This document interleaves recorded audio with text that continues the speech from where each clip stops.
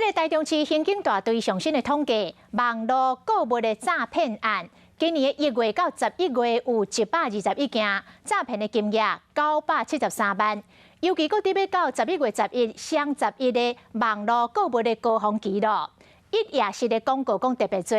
讲就是这种的诈骗上多，所以警方特别甲中信兄弟唱队来合作，拍宣传的广告，爱民众提高警觉。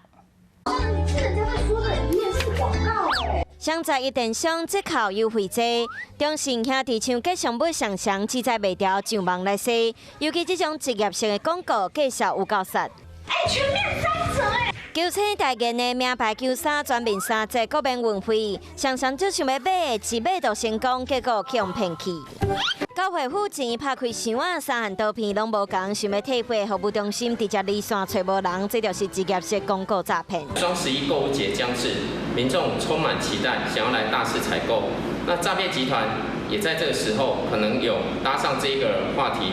来制作相关的一页式的一个诈骗的广告。 票面民众和广告洗脑，台中市刑事警察大队和中信兄弟唱合作翕宣传影片，用趣味的内容让民众有印象。嘛整理出职业式诈骗6个特色，要介绍比市场行情较俗，网页资讯真简单，无公司的地址、电话等等，佮会真打心腹反诈骗的电话来争取信任。要挑选专业、有完善退货以及退款机制的一个购物网站。 根据统计，网络买物件诈骗，去年1月初1到11月初7有132件，诈骗金额692万8092块。今年同期有121件，件数减少，诈骗金额却增加到973万9892